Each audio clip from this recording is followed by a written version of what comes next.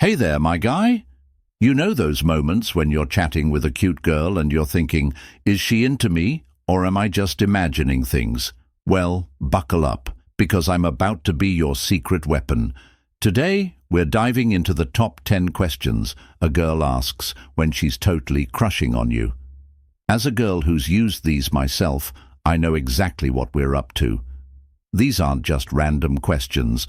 They're loaded with more hidden meanings than your mum's lasagna has layers. So, let's decode this girl code together, shall we? Our first sneaky question is 1. What's your type? When we ask about your type, we're not just making idle chatter. We're using a little trick, self-disclosure reciprocity, called self-disclosure reciprocity. By asking about your preferences, we're creating a chance for mutual sharing. It's our way of saying, do I fit the bill? Without being too obvious. And if we follow up with, oh, that sounds a lot like me, we're practically waving a flag of interest. Here's the kicker. We're also secretly hoping you'll turn the question around. Because if you ask our type and then tick all those boxes, we'll be mentally planning our future faster than you can say, perfect match. So when we inquire about your ideal match, we're not just curious. We're wondering if we need to start clearing closet space for you. Now, let's move on to another seemingly innocent question that's loaded with hidden meaning. 2. Are you seeing anyone? Are you seeing anyone?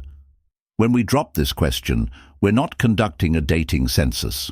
We're basically asking, is there a no vacancy sign on your heart? Or should I start unpacking my emotional baggage? It's our way of gauging your availability without being too forward.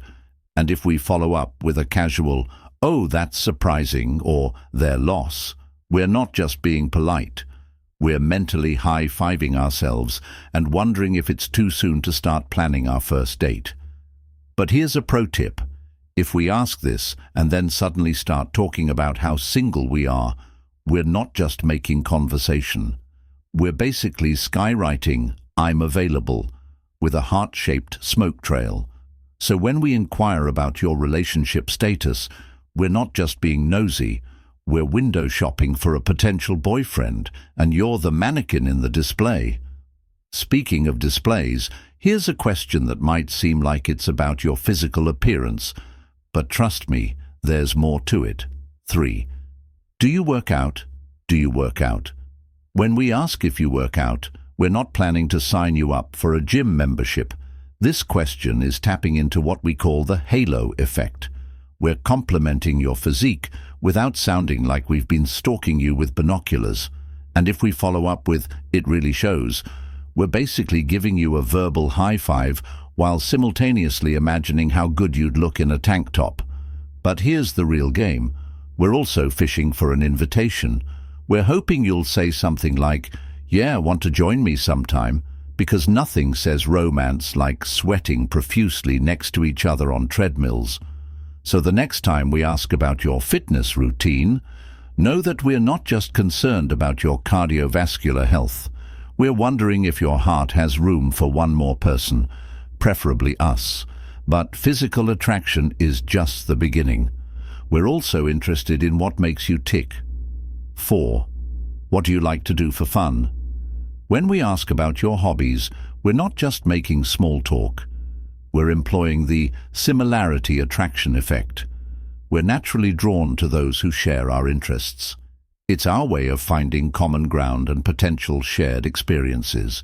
And if we respond with, oh, that sounds fun, I've always wanted to try that, we're not just being polite. We're mentally scheduling our next 10 dates based on your interests. But here's the real kicker.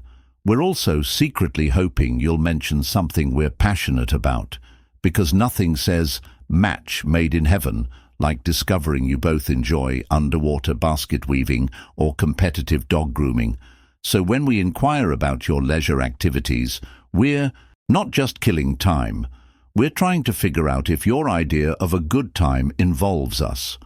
Now, if we really want to get a sense of your domestic side, we might ask 5. Do you like to cook? Social role theory. When we ask if you can cook, We're not just worried about your nutritional intake.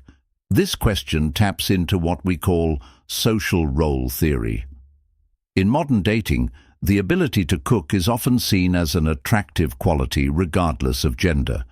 It's our subtle way of assessing your domestication level and imagining cozy nights in with homemade dinners.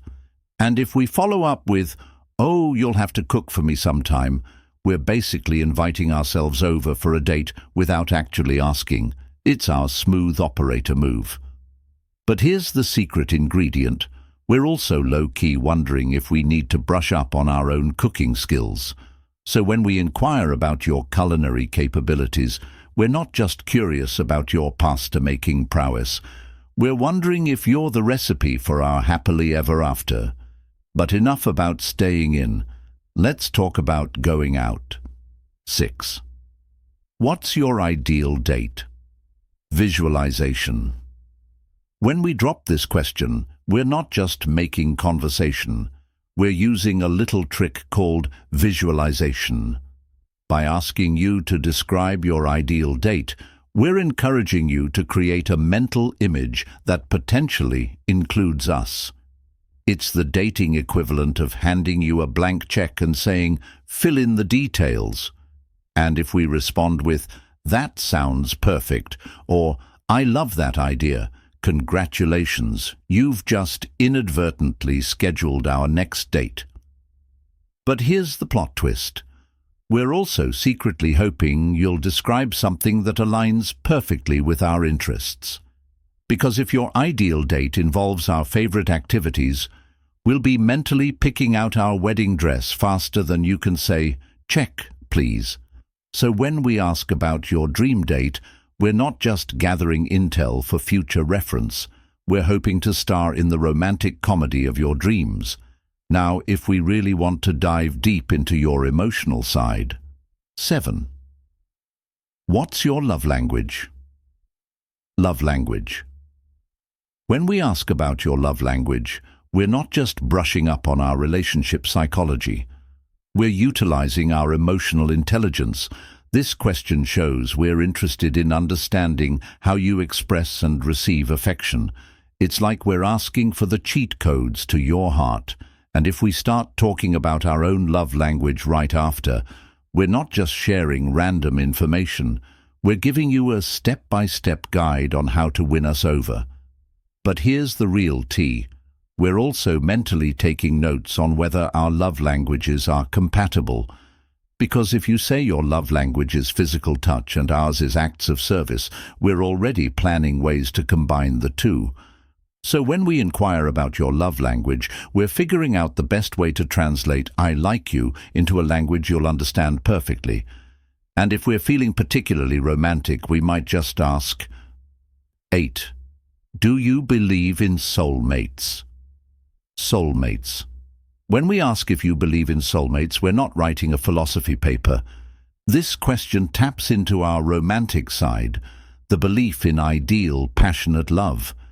It's our way of gauging whether you're open to the idea of a deep, meaningful connection without coming off as clingy. And if we follow up with, "That's so sweet, I feel the same way," we're basically casting ourselves in the role of your potential soulmate. It's subtle, but about as subtle as a neon sign in a dark room. But here's the plot twist. We're also secretly hoping you'll say something adorably romantic that we can gush about to our friends later.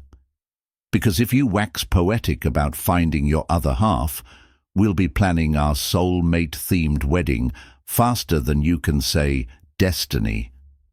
So when we bring up the topic of soulmates, we're wondering if your soul and ours might just be two pieces of the same cosmic puzzle.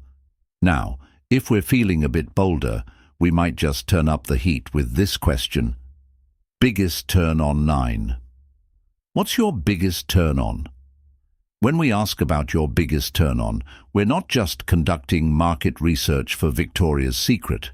We're employing a little technique called sexual priming. By bringing up the topic of arousal, we're subtly shifting the conversation to a more intimate level. It's like we're asking for the password to your heart, but in a slightly more risque way. And if we respond with, "Oh really?" That's interesting. While taking mental notes, we're not just being polite. We're updating our playbook faster than you can say, hubba hubba. But here's the real kicker. We're also secretly hoping you'll mention something we already do or have. Because if you say your biggest turn-on is intelligence and we just finished our PhD, we'll be mentally high-fiving ourselves into next week. So when we inquire about what gets your motor running, we're figuring out how to rev your engine while simultaneously wondering if we're already your type of premium fuel. And finally, if we're ready to take things to the next level. 10. Do you want to grab a coffee sometime? Coffee date. When we ask if you want to grab a coffee, we're not just concerned about your caffeine intake.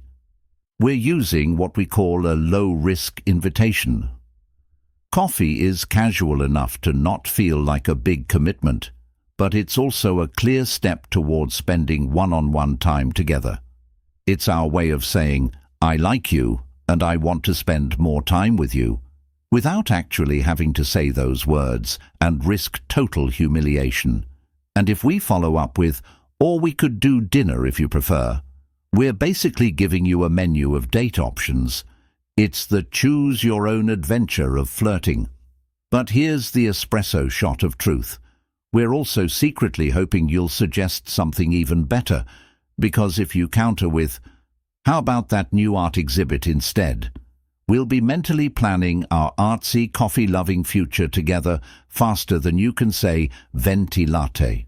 So when we suggest a coffee date, we're hoping to turn that cup of joe into a steaming mug of potential relationship. All right, guys, now you're armed with insider knowledge on decoding girl speak. If you found this video helpful, don't keep it to yourself. Smash that like button and subscribe to After School Psychology for more dating tips and tricks. Got any flirting stories or questions? Drop them in the comments below. And hey, why not share this video with your buddies? They might thank you later when they finally realize that cute barista is totally into them.